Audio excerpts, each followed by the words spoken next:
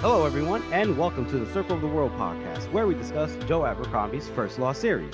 I am one of your hosts, Lord Chamberlain Jeffrey, and here are my co-hosts, Archlater George, and Harrison, the Adeptus Historical. We continue our coverage of The Heroes, Joe's second standalone and the next First Law entry. We cover The Bridge, Strange Bedfellows, and Hearts and Minds. So, let's get started.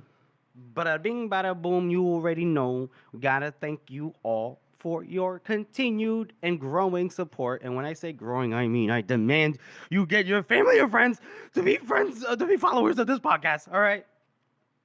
We noticed that our numbers have been dropping, and that doesn't really matter to us. We're just gonna pretend like we still have the same numbers we had at our peak. It just means that we have the same. We looked at the Spotify Wrapped a couple of weeks ago, and we have 65 people. We are their number one podcast. 65 people. Right. And then that is incredible. But we also have more, obviously. There's more people that still listen to it. There's about, I think it was 300 in the top 10. Gotcha. Right. And then I know which is pretty good. And then we have the Apple podcast numbers, which are, I don't even remember that. Yeah, that's just Spotify. That's just one of the platforms. So that's pretty cool. But yeah, so we want to continue to we want to thank you for, just continuing following along. We love the support, and we think we might have found a way around the Reddit stuff. Might be a while, but just keep it quiet. Just keep it quiet. Shh. Might have to do some sneaky. So yeah, we want to just remind you to continue to follow us on our social media page. Try to subscribe to our YouTube channel if that helps, and just recommend us to your friends and family. Why not? Go for it. But we'll just jump right into our next segment, our first one actually, which is our community interaction segment. Boys, what do we want to talk about in terms of the community, the people, the populace? Well, of course, we do want to talk about that our meming every chapter that Sir Safeman is doing on the House of Meme Maker is still going, and we encourage you to jump on board and try to be a part of that. We also did notice something as well, though. Let me see if I can nab it up real quick here. It was here it is. So it looks like Joe did an interview over on YouTube with Collectible Book Vault with Curious King, and George listened to the entirety of it, so he could probably have more details than I can, but I was just going to give the summary over what somebody on Reddit had posted on what's going to be happening in the First Law and with Joe. There is going to be a continuation of the First Law unless the Devils is like crazy successful, which we all love Joe, but we know what his bread and butter is, and that's the First Law. He won't be advancing too much further with technology. He doesn't want like personal firearms to ever feature in the story, which is good. I like that. I love cannons, but personal firearms is a whole nother level. So there's just that detachment there. If you give somebody a gun, that whole up close and personal feel that you get with Joe's fighting style and stuff like that, that is just not going to work anymore. So 100% going that way. And we probably more than likely won't be following up with exactly what we were hoping or expecting it to, which is, in reference to Ricka's vision or Hildy or Calder's son. But who knows? They will likely, and I think George confirmed this as well, he isn't 100% on this, but he does feel that he's going to be doing 3 standalones, which is what all the people in community were hoping for. 3 standalones, and then if he's still alive by that point, he'll do another trilogy to maybe wrap up or just continue the story. So I do want to point out as well, the one idea that Joe did talk about in that interview was the concept of transportation. So people in the real world, transportation to Australia.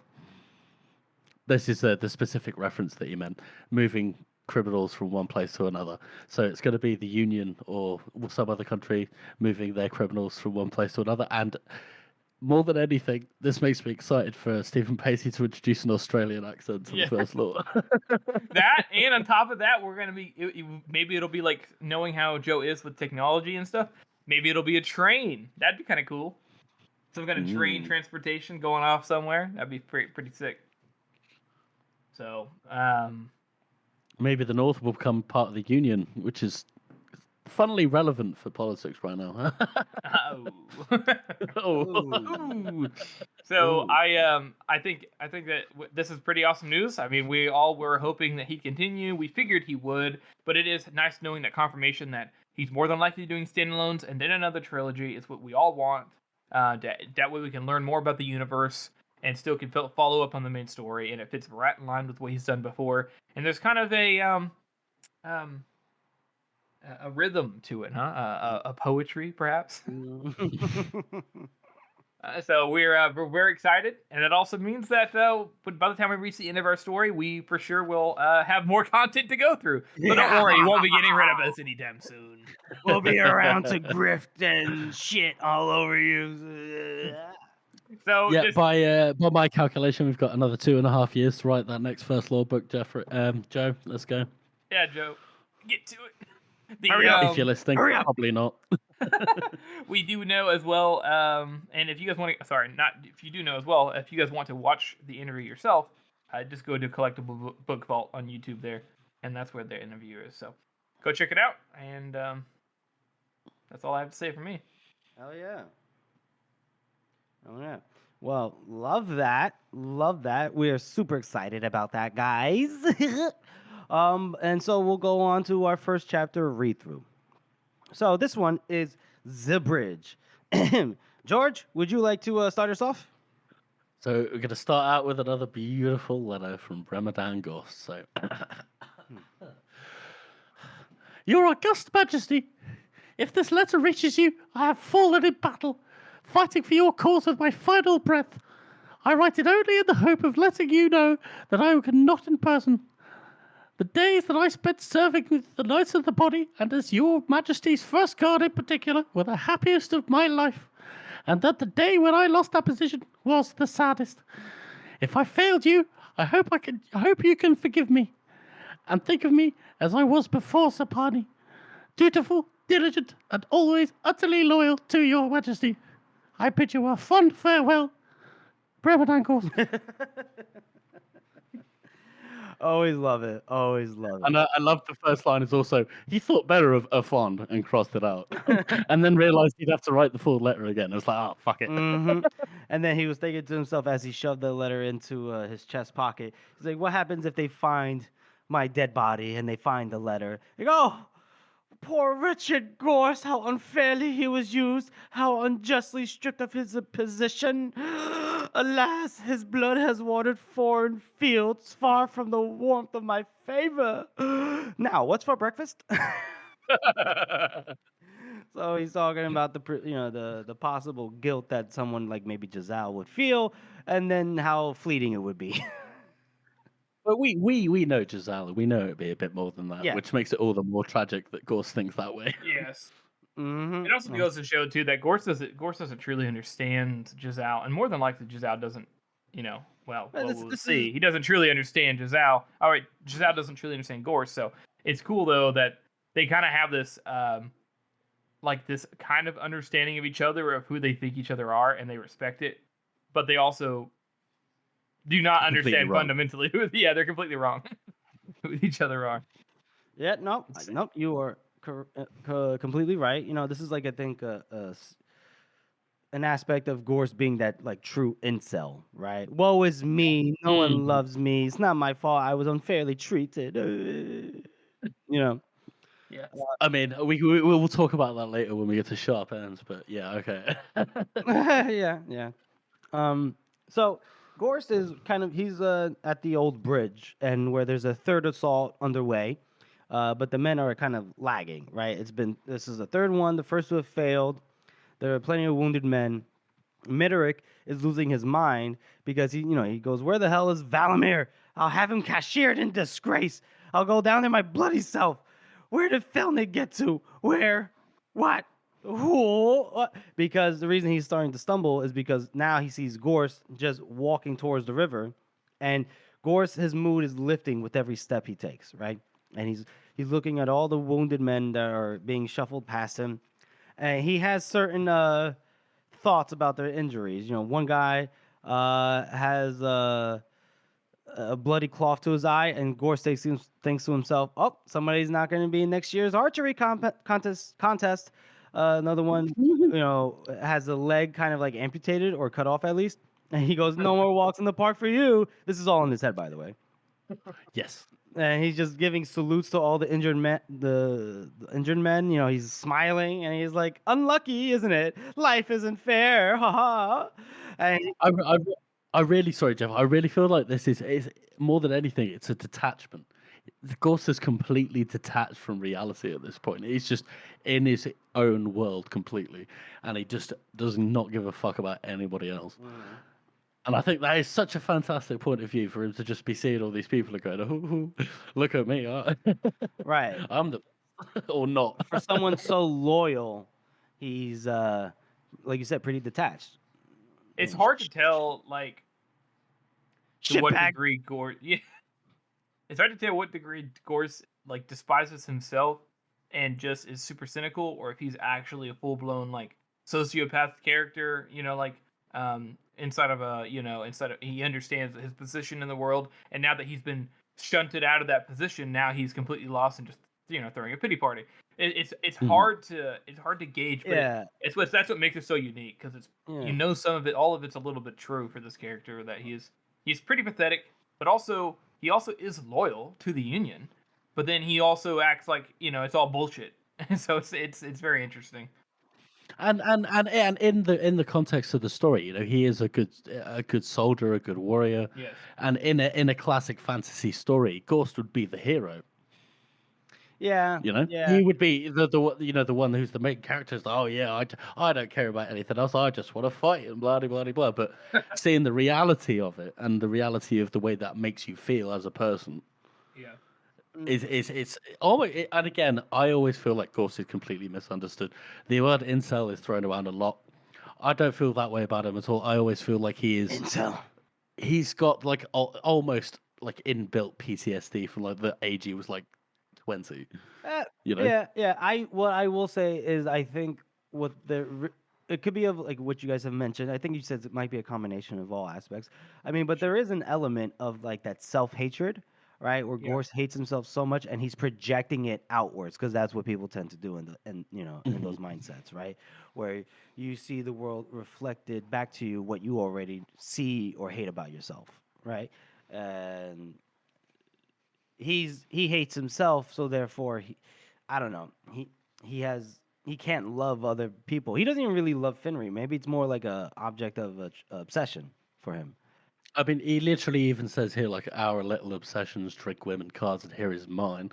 But maybe it's not the violence that he really loves, but the fact that the violence brings him prestige. Yeah. Okay. Yeah. I think it's almost like something to do, right? He's always been recognized for his combat prowess.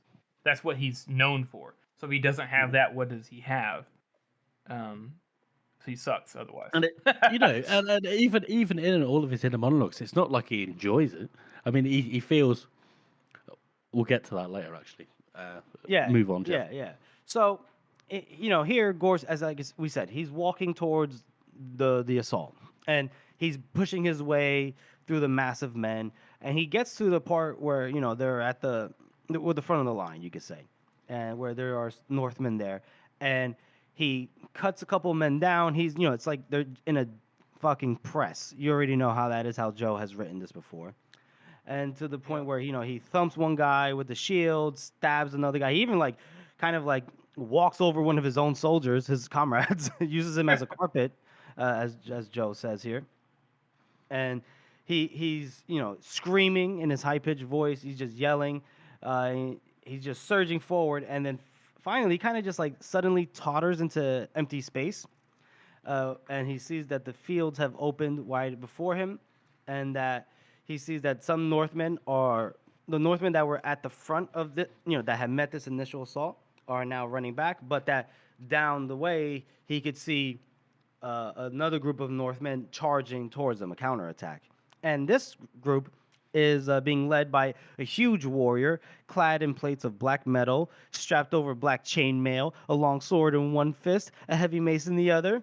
And Carl's had followed in a mailed wedge, painted shields up, and they were screaming a chant: Scale, Scale, Scale. So now we know who the guy in the black armor is. It's Scale.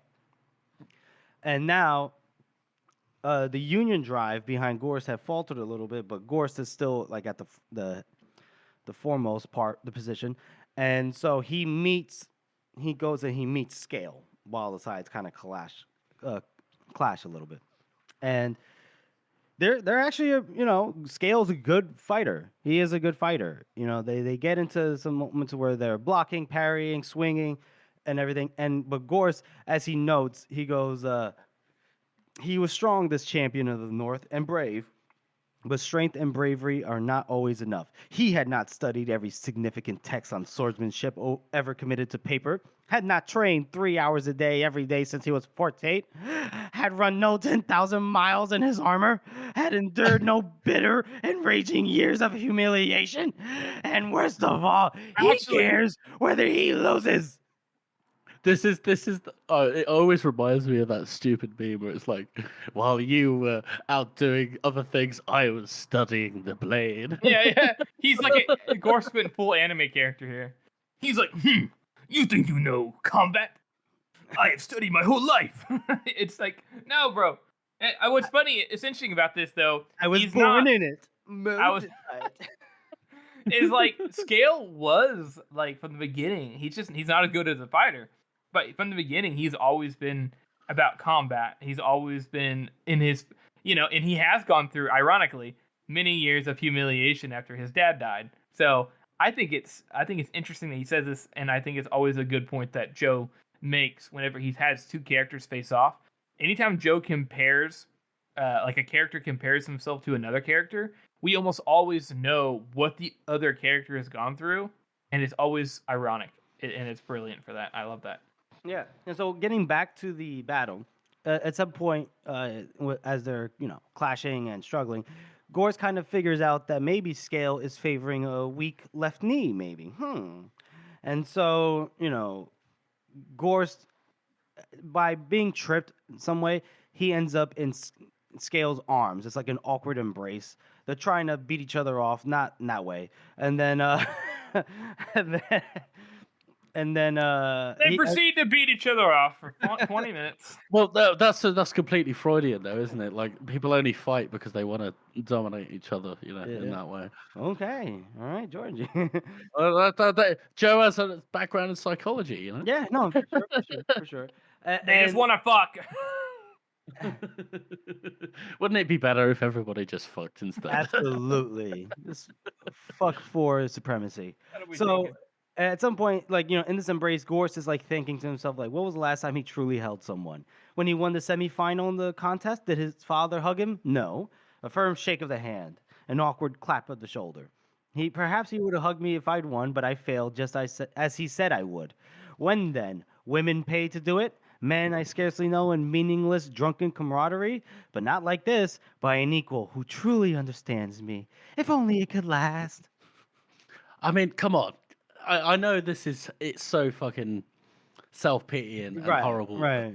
This is awful that his own dad said, no, you won't be able to do that. And then he would have been able to if Baez had cheated him out of it. Very true. It's terrible. Poor Gorst. Gorst is a true tragic character. very, yeah. Okay, all right, yeah. But he comes back to his senses. He leaps back after I guess they break apart. The mace misses him.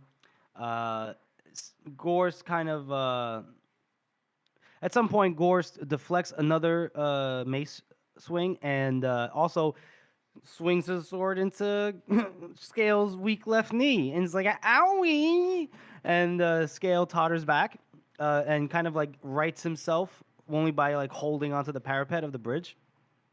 Gorst just straight up just says fuck it, and he overhand swings and cuts right through Scale's forearm.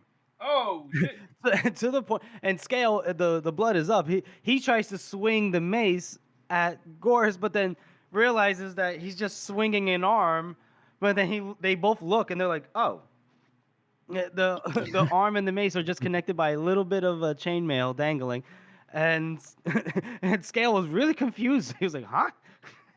And then Gorse smashes him in the head with his shield, and then basically hits his takes his sword and swings it into Scale's hammer, essentially to his faceplate.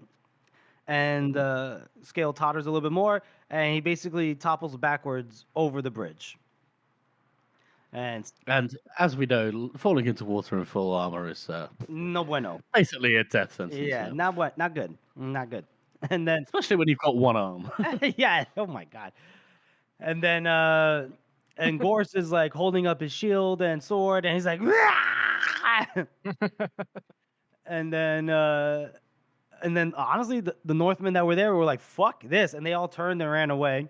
And Gorse chases them down, a lion among the goats, and he's just chopping at men left and right. Even men that are retreating, he's just cutting right into them. And then at some point, he looks because he's getting closer to that wall, Clail's wall. Not too close, but close enough. He's already past the bridge. And then he looks back, and none of Midoric's men were following. They all had stopped 100 strides behind him. And he's entirely alone. And he's like, okay. And then another northern lad that Gorse must have ran past is jogging up. And no weapon. He just kind of glances at Gorse real quick, and he just keeps running. And he did pass close enough that Gorse could have just stabbed him without even moving. But he was like, I don't even see the point of this. And so he's like the elation of combat was leaking out of him, and maybe he should charge on all alone. Glorious Gorse, there he goes. But then he goes, I would just throw my life away. So he kind of just shakes the ruined shield from his arm, crumpled that letter that he had written. He just tossed it into the barley. It was a pathetic letter anyway. I should be ashamed of myself. And then he turned and trudged back towards the bridge. Then we switch perspectives here, and we're in Calder's point of view. And he's looking at Gorse. He goes, one Union soldier for some reason had chased far down the track after Scales' troops. A big man wearing heavy armor and with a sword, but didn't look particularly triumphant, just standing oddly alone in that open field. He looked almost as defeated as Calder felt. So, which is a great line. I love that line. Mm-hmm. And Calder is wondering because he was like, okay, are the Union going to charge even more? But it looks like after the day they've had, after all the assaults, they've had enough. They seem like they're pretty content with taking the bridge, right? They had a good foothold, and they don't need to, worry about it because now they're on the north bank of the river. And it does look like that Scale had made them pay a deep price, right? But also Scale paid a price as well. Absolutely. But this is good tactics, isn't it? There's no need to push on once you've got a foothold. You're there. You've got to reinforce. If you push on, you're just going to expose yourself to right. You might stretch yourself thin at this point. And so the last of the the defeated Carls were coming back, and Calder grabbed one man. He goes, "Where's Scale?" And then that guy goes, "Dead, you motherfucker! Why didn't you come? Why didn't you help us?" And then Pale Snow is trying to explain. He's like, Union men are over the stream over there. But Calder is kind of like, once that Carl told him that Scale's dead, Calder kind of like, doesn't really hear much. He loved his brother for being on his side when everyone else was against him, because nothing's more important than family. But he also hated his brother for being too stupid, too strong, being in his way, because nothing's more important than power. And now that his brother was dead, Calder had let him die just by doing nothing. Was that the same as killing a man? And now Calder is all he's thinking about is how it would make his life more difficult. All the extra tasks he'd have to do, the responsibilities he didn't feel ready for. He was the heir now to his father's priceless legacy of feuds, hatred, and bad blood. Felt annoyance rather than grief, and puzzled he didn't feel more. Everyone was looking at him, watching him to see what he'd do, to judge what kind of man he was. He was embarrassed, almost, that this was all his brother's death made him feel. Not guilty, not sad, just cold. And then angry, and then very angry. And that's the end of this chapter. Boys, how do you rate it? I fucking love this chapter. I think this is the peak of the book for me. Ooh. I say the peak. There's several peaks in this book. But, I absolutely love Gorse. Just absolutely. I've said this again several times, but he's absolutely embracing his just the fact that he doesn't give a shit about his own life and just wants to kill and kill and kill, and it's not a good thing in the context of even his own monologue. You know, he doesn't think it's a good thing that he has to do this thing, but he's doing it anyway. And then Calder's absolute guilt, even though he knows he's probably doing the right thing, the tactical thing, and he's doing this whole trolley problem in his head. You know, if I had done something, could I save my brother? And if I had, then would we all be dead anyway? You know, how could you even start to kind of reconcile that kind of guilt? You know, and all of that in a very, very short chapter. And I'm going to give this one 7 and a knuckle. Good point, George. It is a very good chapter. I think I'm going to do a 6 and a knuckle. Because I just don't enjoy it quite as much. I didn't quite see everything that you're saying, but you brought up a lot of good points. And I think it's really cool that he shows Calder's perspective at the end there. I think it's very unique. It shows like that there's a whole little theming to the chapter. I think that's really cool. And it sucks. It's also a moment in the story where you're like, oh shit, something's changing. You know, like you kind of got that vibe from the last chapter for sure with like, you know, Beck, things are happening, and with Finnery and everything. But here we're starting to get main characters that are getting and characters who have impacts throughout the story getting affected. So is Scale dead?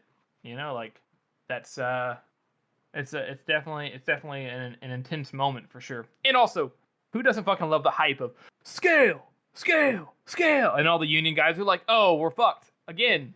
And then he fucking walks out. They're like, let's fucking go. Like Joe never does the 1v1s, and there's always a unique scene anytime it happens.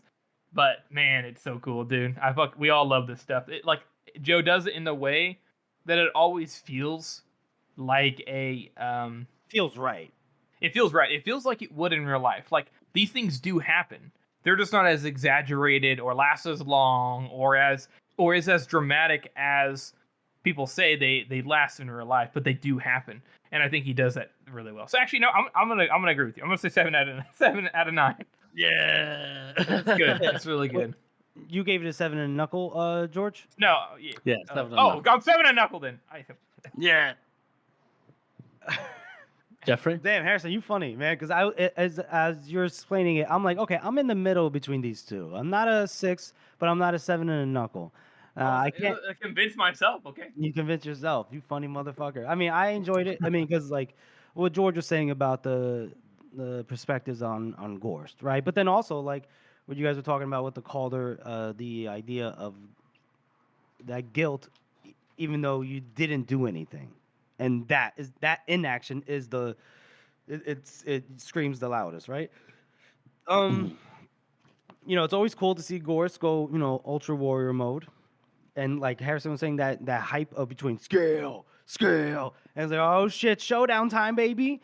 And then you've got Gorst in his inner monologue going, I'm the king of the world.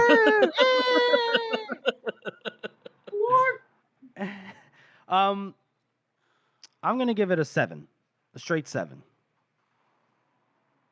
I'm gonna give it a straight 7.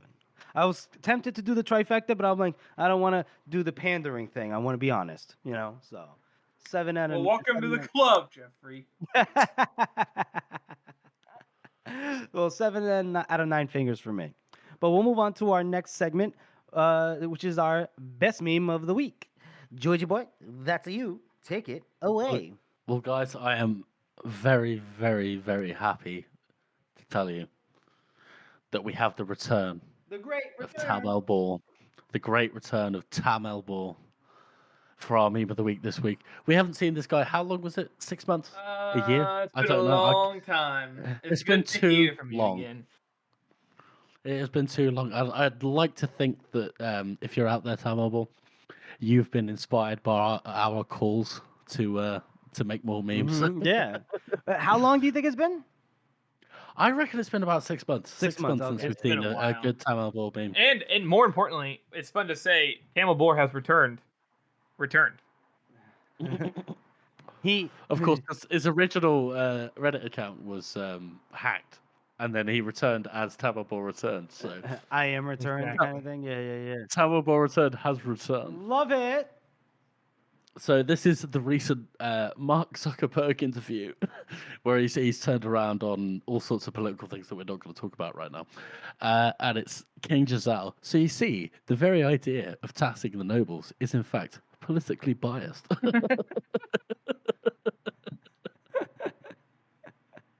Perfect. It's a good one. And again, it is very good. We're not going to talk about the context or anything like that because that's not, if you want that, go to a different podcast, But that's very fucking funny, and we're so happy to see you back in action, and we want to see more. Absolutely. Please, Tamil War, hit us with it. Although, we can't necessarily appreciate you on Reddit. But, And we are, though, on the side note, we are working on that. We may have a solution we time. mentioned that. We mentioned that earlier. Oh, I knew that. Yes. Yeah. We'll just keep that on the down low for now. Let That's us do fine. it. But, Hush. exactly. We would love to see you again, Dumbledore, and we're so happy that you've come to make some more memes on the House of the Bean Maker. Mm-hmm. Yeah. You are the glue, not you and Bloody Niner. They're the glue that hold us all together. Everybody that's part of our community. So we'll move on to our second chapter read through, which is Strange Bedfellows. Ooh, boys, this is. I like this one. So we start off. This is the perspective of our girl Finri. The hood was yanked from her head, and she squints into light. And the room was a dimly lit room, low ceiling, and in front of her there stood a Northman that's standing a couple paces, hands on hips, short hair peppered with gray. Face was sharp as a chisel with a bunch of old scars, a chain of heavy golden links. An important man or one who thought himself important. Then an older man behind him, shaggy gray growth on his jaw, dark red cut on his cheek. He wore an expression somewhat sad, somewhat determined. A lieutenant of the first man. A lieutenant for you Brits. And then she sees a third figure in the shadows against the wall, a woman with black skin, tall and thin, long coat hanging open to show a body wrapped in bandages. Ooh, interesting. We all know who this is. Well, it's Black Dow, Craw, and Ishri. Yeah. Just for anybody who hasn't caught up. Yeah, and she knows that behind her stands the man with the metal eye. Shivers. And so Dow, he turns to ask Ishri, like, is this the one? And Ishri's like, uh-huh. And he goes, it doesn't look like much like the answer to all my problems. And she goes, I like how Ishri goes, perhaps she has looked better before. Oh. And I love the description there. Eyes were like lizards, black and empty. It's almost like that monologue from Jaws, isn't it? Mhm. A doll's eyes, black and empty. Yeah. And I like how Finri also is kind of like assessing Dow as Dow like walks forward to her. That there's something in the set of him that made her feel that he was always teetering on the edge of violence. That his every smallest movement was the prelude to a punch or a headbutt or worse. Apparently his natural instinct was to throttle her, and it took a constant effort to stop himself. So then he asks her, do you know who I am? He asks her in Northern, and she understands it. She responds, no. Great, you understand me? Yep. And he goes, I'm Black Dow. And she goes, oh. And she goes, I thought you'd be taller. Classic. right out there with the singers. Which is great because Black Dow has already been established to be shorter than what people would expect. It's awesome. A man after my own heart and my own build. And then Dow looks at Craw, and Craw goes, what? You're shorter than your reputation. And then I like how Dow goes, okay, how about your father? Taller than me? So then Finri realizes, oh, they know who she is. So she says, oh, my father's about your height. And he goes, well, that's a good height to be then. And she tells him, like, look, if you mean to gain some kind of advantage over me, you'll be disappointed. And because nothing will sway him from his duty. So that, he'll be sorry to lose her, but he's only going to fight harder. And then Dow goes, oh, I'm getting a fine sense of the man. Loyal, strong, bulging with righteousness, iron on the outside, but he feels it and touches his chest. Feels it all right here and weeps at the quiet times. And Finri goes, "You have him close enough." And he goes, "That sounds like my fucking twin." That's so sad though. Yeah. Because I don't think Black Dow's like lying here. I don't think he's lying.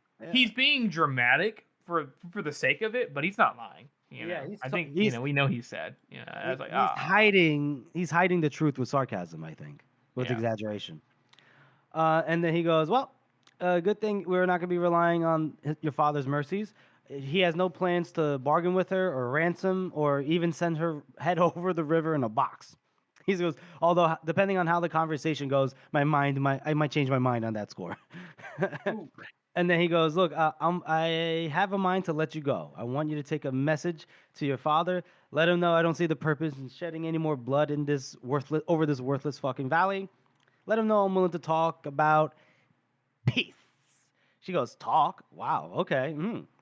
But then she goes, "All right, she has to think past it." And so she goes, "That will not be good enough." And Black Dow goes, "What? Won't it now?" And then she goes, "No. She can't get through this with meekness, right? She has to be someone that Black Dow will respect, and if she acts as if she's powerful, that will make him feel more powerful." She tells him that he needs to make a gesture of goodwill, something to let her father know that he's serious, that you're willing to negotiate, that you're a reasonable man. And then Dow goes, "You hear that, Craw? Goodwill, me." And Craw goes, "Proof you're reasonable." I really love this. I love how Fenrir immediately just goes, "Right, I need to step up and be really fucking clever with this right now. Yeah. If I act even just a little bit weak, then I'm gonna get taken advantage of right now." Exactly. And Dow responds with the line. He goes, "Okay, more proof that I'm reasonable than sending back his daughter without a hole in her head, or her head in her hole, for that matter." Which is like, wow. That's Joe doesn't give us a lot of gory stuff when it comes to the Northmen, especially. We've got the bloody cross and shit like that, which is basically disembowelment, whatever. But this is like a glimpse into how dark these people can be without actually showing it to us. Yeah, I totally agree with that too, and I love how the perception is like whenever we're inside Finrir's perspective, like we're so used to the Northmen being around and talking to each other and blah blah blah blah blah. But when we're in Finrir's perspective, there's something about the way they purposely talk to her and the way she views them that makes them seem, as they are, very savage. And it's such a unique perspective because we're so used to them just being, oh, they're Northmen. Here's what they do. But really, I mean, to a degree, they kind of are savages and they do some fucked up shit. So I like that perception is there from Finrir, especially. Absolutely. And after that comment by Dow, she just glides right past it, doesn't even pay it no mind. She goes, "Well, after the battle yesterday, you must have prisoners." And I like how she notes, unless they had all been murdered, looking into Dow's eyes, it did not seem unlikely. And then Dow goes, "Of course we got prisoners. You think I'm some kind of animal?" Finrir did, in fact. And then she goes, "I want them released." And he's like, "Huh, do you? All of them?" "Yep, for nothing." And then she goes, she's trying to say a gesture of goodwill or whatever. And then he kind of just like jerks forward right in her fucking face. And he yells at her. He's like, "You're in no place to negotiate, you fucking little." And then she, comes right back at him. She goes, "You aren't negotiating with me. You're negotiating with my father, and he is in every position. Otherwise, you wouldn't be fucking asking." And at this point, Dow's like his face kind of like twitches, and he's like, "Oh, that's it. She's gonna fucking get moitered." But then all he does is like he jerks his arm up, but he just smiles and he wags her finger in her face, and he goes, "You're a sharp one." And he tells Ishri, he goes, "You didn't tell me she was so sharp." And Ishri goes, "I am shocked to my very roots." I love the fact that Ishri's just like here, like her just being here is enough of a little subtle storytelling, but it's so funny. Yeah, she's just like, "Oh, hi, this is my day job." Yeah, yes. I mean, it's just that subtle reminder, isn't it, that there's something bigger going on in the background. No, you've got Baez on the Union side, and you've got Ishri over here, and then this is just this everlasting conflict, and this is just the latest chapter in that. Yes. Yeah. And so Dow goes, okay, all right, I'll let some of the wounded ones go. He makes the excuse that he doesn't need their sobbing, keeping him awake at night. We'll say 6 men. And Fenrir goes, you have more? And he goes, yeah, a lot more. But my goodwill's a brittle little thing. 6 is all it'll stretch around. So now Fenrir's pretty kind of like happy. Like, an hour ago, she didn't see any way to save herself. She was almost, almost like she was ecstatic at the idea of like being able to just come out of this alive, right? And save 60 men. That's awesome. But she had to try one more thing. She goes, there was another woman taken with me. Dow immediately says, can't do it. And she goes, you don't know what I'm going to ask. He goes, yes, I do, and I can't do it. Stranger come knocking. That big bastard who took you prisoner, man is mad as a grass helmet. He don't answer to me. He don't answer to nothing. You have no idea what it's cost me getting you. I can't afford to buy anyone else. Then she says, then I won't help you. And he goes, sharp is good, but you don't want to get so sharp that you cut your own throat. You won't help me. You're no use to me at all. Might as well send you back to stranger come fucking. The way I see it, you got 2 choices. Back to your father and sharing the peace, or back to your friend and sharing whatever she's got coming. Which appeals? And Fenrir thinks about, Lisa's scared breath, her whimper as, their hands, came apart as they were holding onto each other. But then she thinks about that scarred giant smashing his own man's head apart against the wall. She wished she was brave enough to have tried to call the bluff, but who would be? And she just whispers, my father. And then she almost started crying with relief. And then Dow goes, don't feel bad about it. That's the choice I'd have made. Happy fucking journey. And the bag just comes over her head again. And then we switch perspectives as it's Craw. Shivers had led Fenrir out. And then Craw was like, what's going on, Chief? And then Dow was like, you're supposed to be my second. You're not supposed to be questioning me. You're supposed to be the last one questioning me. He goes, yeah, I am. I'm all for peace. Believe me. I just want to, it would help if I understood why you want it all of a sudden. And Dow kind of flips. He goes, want? I don't want it. If I got what I want, I'd hang the whole fucking union, yada, yada, yada, yada, right? Sink the entirety of Midderland into the sea. And he goes, all right. But Dow says, but that's being chief. A dancing fucking procession of things you don't want to do. And he says, if I'd known what it meant when I took the chain, I would have tossed it in the river along with the bloody 9. And 3 trees warned me, but I didn't listen. There's no curse like getting what you want. That's another good line. That's another good line. Yep. And so Crow kind of goes, okay, so then why? And Dow goes, well, because I'm no peacemaker, but I'm not an idiot. Your friend Calder may be a coward, but he's got a point. It's a fool that risks his life for what he'd get just by asking. Not everyone's got Dow's appetite for the fight, and men are getting tired. There's too many of the Union, and, we're in a pit full of snakes. Ironhead, Golden, Stranger come bragging. Fucking love his he doesn't trust any of those bastards, so it's better that they should finish it up now while they could still call it a win. And Carl's like, okay, that's fair. And then, like Dow says, he goes, if he got what he wanted, there would be no bloody talk at all. But then he looks over at Ishri. And he says, but calmer heads have prevailed. We'll try peace on, see whether it chafes. Now get that bitch back to her father before I change my mind and cut the bloody cross in her for the fucking exercise. I like the description. Crawl edged for the door sideways like a crab. On my way, Chief. And that's the end of that chapter. Boys, how do you rate it? Just before we go for the rating, I find it interesting that Ishri's okay with peace. It is interesting. That after all this time of this big fucking war that's been going on for like 300, 400, 500 years, Ishri's just there like, yeah, no, it's okay if there's a bit of peace right now.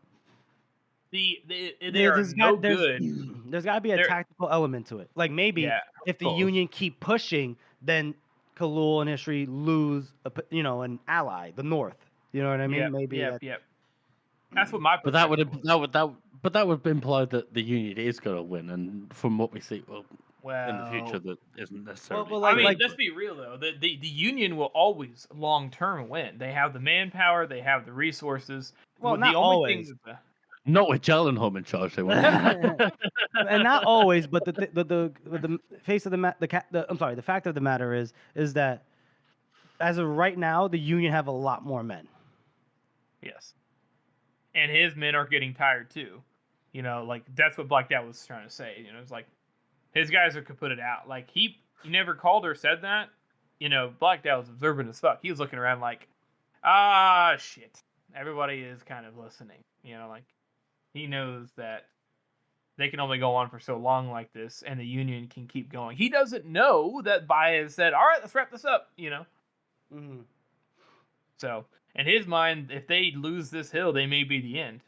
So Yeah. he's trying to find the best way from a position of strength because you always want to negotiate from there. So, Right. I think it's a good call. I think Ishri probably knows that you're not going to get better than where they're at right now. So. Mm-hmm. Mm-hmm. Yeah. So what are the ratings, boys? I really like that this scene with Finri. Like, this is like a scene that shows her strength and weaknesses as a character, and it really tells us a lot about the position that the Northmen are in, how Black Dow's actually feeling. We love Black Dow being it. I think I'm going to give this. Honestly, I'm going to give this a 7 and a knuckle. I think it's really strong. Finri becomes known for this moment. And I think rightfully so. I mean, nobody else. I mean, not even a lot of the people inside the original trilogy would have spoken to Black Dow that way. So, and it's pretty ballsy, and I think it fits her character well. It doesn't come out of place. It's not like a over the top girl boss moment, but man, I do love a good girl boss moment whenever it does it right. So I think 7 and knuckle is good. I think you're exactly right. I absolutely love Finri's true character coming up right now. Like, prior to this, all we've seen is her being civilized with people that she knows and has to act nicely around, Hal and Elise and Meade and all the other Union people. And now she's here in this moment and she realizes that she has to do this and she plays it perfectly, almost too far, but close enough, And I think that's absolutely a fantastic character moment. And like you said, it isn't one of those, oh yeah, I'm winning just because I'm a woman. It's an actual character who is a good, well-written character. I'm going to go with the 7 knuckle as well. Yeah, I love this chapter. And yes, the Finri, like a lot of stuff's coming out, and I do like her being honest with herself, and she is not. This is a moment where she isn't trying to manipulate for ambition's sake, right? She's actually negotiating to represent her father honorably, but also to maintain their advantage. But she's also, like, again, honest with herself, as in she doesn't want to go back to Stranger Come Fucking. And she makes an incredibly difficult choice that she's gonna have to leave Elise behind, right? That's difficult, right? But she doesn't go empty-handed. She brings all this. She doesn't go empty-handed. She makes sure that even though Dow might want peace, and she's obviously her life is in his hands, she's gonna make sure that they are not coming out of this looking like a bunch of bitches, right? It's by the grace of the fact, like you said, it's not because it's a girl boss a moment. It's like if she would have been a son, a male, it would have been the same thing because she's the daughter, the child of Croy, and that right there is where the negotiating power comes from. Right, Dow wouldn't have been able to negotiate with like some other soldier, right? There's no standing there. But the daughter of the Lord Marshal, and so you see Finri really representing herself and her dad well, and then obviously, but also having like that internal turmoil with the stranger come banging, and then we have Dow, and like I fucking love Dow, and I love when we see Dow being cunning, not necessarily like I always love if you see him being violent, that's great, but it's the cunning aspects, it's the jokes, it's the thought processes. I'm giving this an 8 out of 9 fingers. Short chapter, but fair enough. Yeah, it's good. That's got to be the highest chapter. The highest score that you've given for a short chapter ever. A short chapter, yeah, probably. And because I think it has everything. It has comedy, right? It has the threat of violence, intrigue. Where it has like almost everything, and is like what 4 pages? I fucking love it. Yeah, it's pretty absolutely very well done. It always blows my mind how Joe can weave together the comedy and the horror together. Right. Because you get all these feelings throughout that. Oh God, am I in danger? And then there's a joke, and then there's this, and then it's absolutely fantastic. And it's like you said, weaving the comedy with the horror, right? Like when Finri is trying to negotiate for Elise, we feel for her because we met Elise. We don't want her to suffer, right? And as quickly as Dow shuts it down, we're like, oh no, we kind of get that it doesn't seem like he's going to budge at all. But Finry tries to push forward, and he goes, and then he basically, it's like it's horrific what he's going to describe, like what would happen to Finry. But obviously he makes a couple of jokes within it. It's like he has to level it out. And so it makes us laugh, but it also makes us go, oh my God, what's going to happen to Elise? Oh, Jesus Christ. Finry, don't do it, Finry. Finry, cut your losses, cut your losses. So, yeah, that's what I completely agree with what you're saying there, George. So, great chapter. And we'll move on to our next segment, which is our character spot. Boys, who else can we shine a spotlight on but... Scale.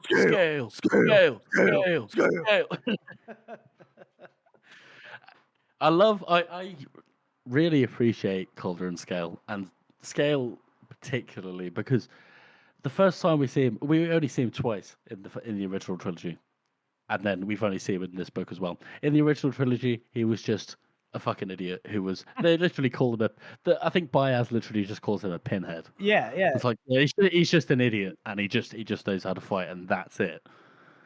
And then at the end, he fights the Bloody Nine, and that's it. But we see in the heroes that he has an understanding of the culture of the North and the way that he has to act in order to. So he has that kind of Bethod's influence, if you know what I mean. Yeah. Not as much as Calder, but he has that kind of understanding of the way he has to act in order to get by in life. I think he has one side of Bethod's influence. You know, people are like Calder is Bethod's son through and through, but not really, because like one thing I really do like is like what you were saying, George. In the first trilogy, we just know him as a dum-dum, right? Dum-dum-dum, right? Him and Calder, right? They're goofy. Either Scale's big and dumb, and Calder is weak and dumb, whatever. It's the orange-shaped man and the banana-shaped man. Right. But in this book, we see him, being a good brother to Calder, worrying about him, also being perceptive of like the true nature of Northmen or like the war chiefs and like what you have to do to kind of be a leader.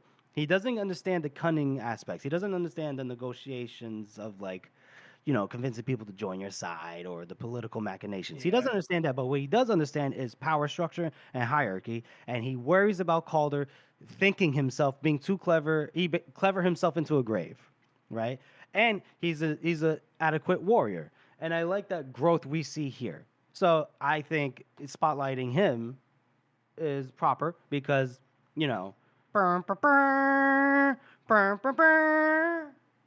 Not to mention he can go toe to toe with Gorst for longer than anybody else that we know. Right, for sure. So far that we've seen. And as we know, Gorst is probably the best warrior in apart from the Bloody Nine, of course. Apart from the Bloody Niner, that's right, Bloody Nine. The Bloody Nine is a supernatural being apparently. Yeah. So who knows? Well, listen, I want to see him fight Dow in his prime. I want to see him. There's a couple other people, but okay, go ahead. I think that this isn't the Gore spotlight. This is the Scale spotlight. Yes, right. Goddamn right. Scale is. I totally agree with everything you guys said. Not much to add there on this character, other than to see like he's also not only was he more than he was kind of shown to be in the first trilogy. He's grown and he's changed. So this idea that he's an idiot in that way too is not true either. He is like Calder in the way of that he learns and grows and stuff. He just lacks a little bit more intelligence. Like just raw intelligence than his brother does, and I think I've always said those two together do make Bethod. They're just two individual parts of Bethod, and so Scalder got the Scale. Oh my God, Scalder. Scalder. Scalder. Scale got the brawn and the kind of actually ironically more of the wisdom of Bethod, and Calder got the cleverness and the guile, and I think that their dynamic stuff is so interesting, and that's what makes it like tragic because this is, just like Gorse, which is why this little matchup is nice.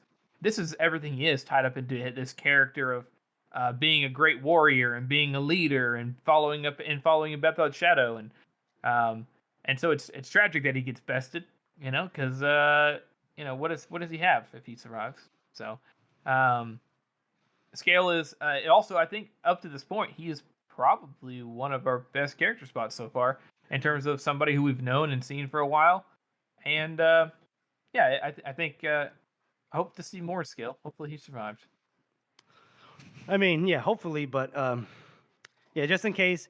We hardly knew ye. Rest in peace. Back to the mud. As is tradition. Oh shit! All right, so let's move on to our final segment, which is our third chapter read through, and this is Hearts and Minds, folks. We come back to a favorite, Corporal Tunney at your service, and We might not be a favorite for too much longer, though. yeah, this is gonna be a dick move right here. But so him and Yoke are basically patrolling, and then as they're talking to each other, Tunney kind of tells Yoke to get down because he hears voices. There are men in the trees on the other side of the rise, 3 men, and 2 of them are Union uniforms.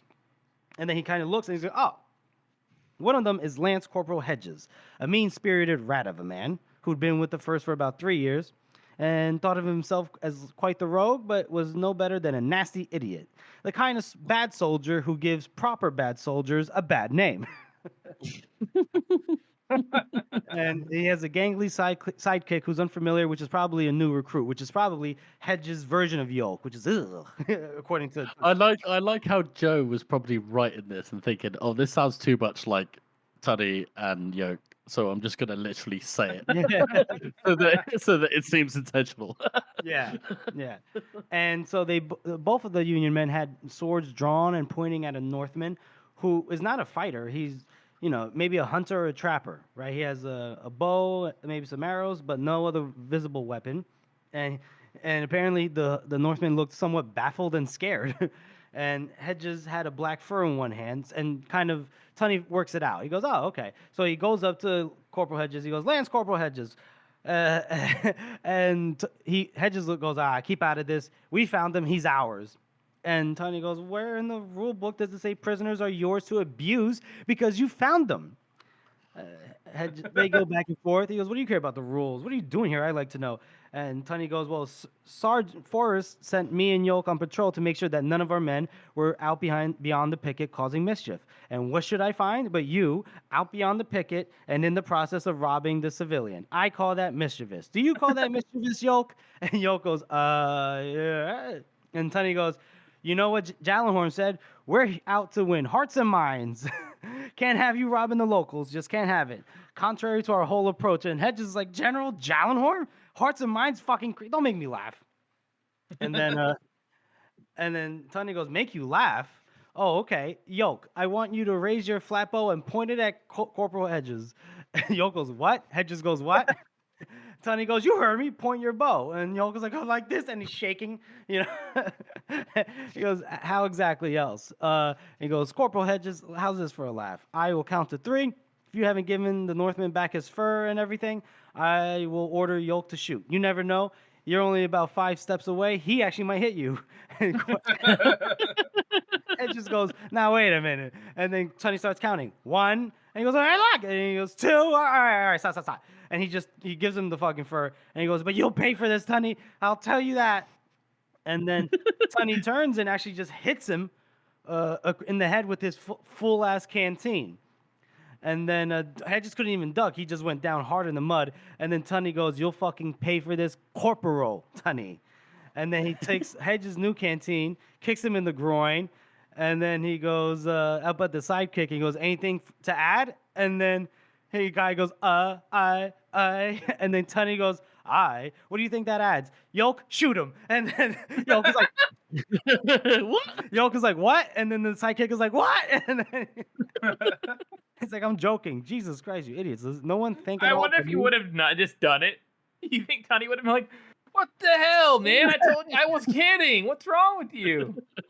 like that one Now we guy. have to kill the other one. And then he would have killed the other one and be like, "Oh, I was kidding about that too. What's wrong with you?" I love the way that he calls him Pike Staff as well, like that silly little nickname. Have you ever heard about somebody that's really tall and gangly being called a beanpole? Yeah. Yes. It's like that, isn't it? Just obviously we don't have Jack and the Beanstalk here, so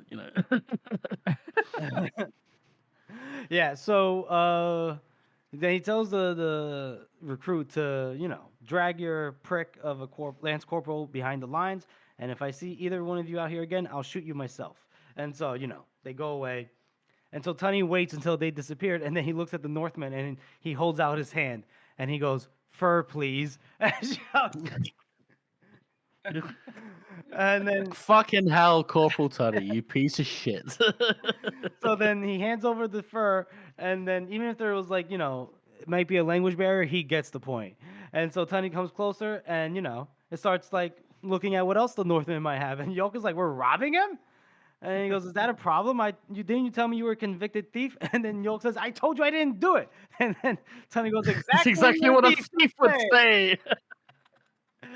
It isn't robbery, Yoke. It's war. And so they're just like, pocketing some of his shit. And he even takes a knife that's really a skinning knife, and they'll stick some rabbit blood on it. Say it came off a named man in battle, and some fool's gonna pay highly for it in Adjua. And But it's so sad that they literally take everything that he has. Like, oh, this is the food that you're gonna eat today. I'll have that as well, actually. yeah, some flint and What tinder. the fuck, man? He takes the bow and arrow just in case he's a little bit on the spiteful side, and he wouldn't have blamed him, right? Because he just got robbed twice. Well, you got to make up for those bottles of brandy that you lost in the bog. So right, because of Cligge or Clag or Klidge.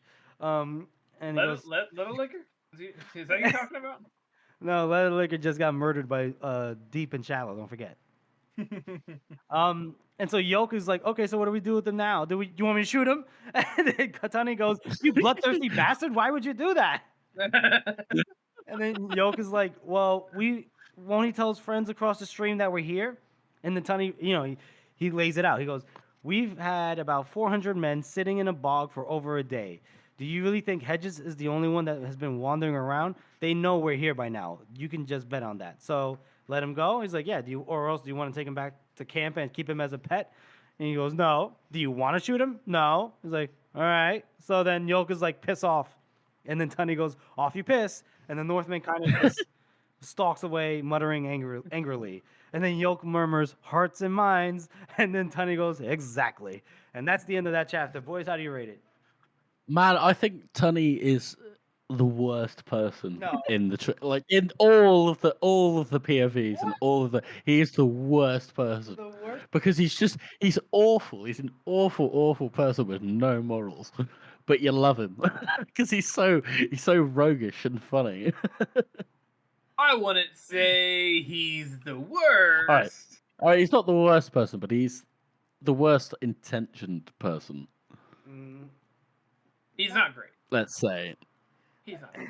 I don't know about worse, but I think he's like, honestly, maybe he's honest with himself. The fact that being in His Majesty's Army, lifelong career soldier, no real prospects of moving up, maybe. Or maybe there is, but maybe he might have messed up one too many times. He's like, well, he's got to make the most of his position, and sometimes that means being a little bit of a dastardly bastard. Well, robbing civilians, Well, that's just the way it goes. Robbing northern civilians, enemies of the Union. Oh, okay. You're a racist now. There is a huge difference. Here, let me be. I think there's a big difference here between somebody who is in the army, which is notorious, being a shit person in the army on campaign, where you take things from people and you rob and steal. As far as we know, now could be wrong. Tunney has not raped anybody. He's not murdered any innocent people. We know plenty of other war criminals in this series who have done both. I said POVs. I mean, there's Logan. I don't think. Yeah, I think there's a certain POV you're forgetting. His name rhymes with Blanimi Manaim. It didn't even rhyme. It didn't even rhyme. I'm sorry. I'm sorry. I will say that he is, that Tunney is. The cuddly mime. Tunney is repugnant and gross, and like from our perception of him being a POV, he's definitely one of the slimiest, criminal. It's just like how people that we've met. It's just like how Lederlingen describes him. He's a villain. Yes, he is absolutely a villain. A villain? Yes. Evil? No. He's just somebody who has no worries about taking advantage of other people. He's a little bit of a sociopath, but not like a violent one. So I don't know. I know what you mean. He is pretty scummy. He's scummy. And he always will be. He's scummy, but I don't know if he's a sociopath. We'll get into that maybe. We'll see. Well, what are your ratings? Well, it's a very, very short Yeah. chapter, and I absolutely love the fact that Tunny just basically sits around and does fuck all this whole book. But I still am going to give it, I think I'm going to give it a 5, just because it's very fucking funny. Mhm. What about you guys? I'm gonna give it a 4 and a knuckle. It's short. It's funny. It is funny, but I mean, it's just kind of like, hey, let's take a gander at what's going on with our guys on this side of the battle. You know what I mean? And Yolk is still learning what it takes to be a soldier in His Majesty's army. So 4 and a knuckle. I like that inside this book we get to see not just like the aspect of the battle, but the aspects of war itself. And this being an aspect is unfortunately very, very true, and more true than most things are shown. You know, there's way more robbing and thievery and taking advantage of one another inside of these, and inside of a war torn area than anything else. And I think it's important that he shows it, and I think Tunny is a perfect vessel to show it. Where it's still you feel like, this is kind of fucked up, but also it's not over the top. It's not like he murdered all of them. He killed the children just so he could take their rabbit. You know, like he's not.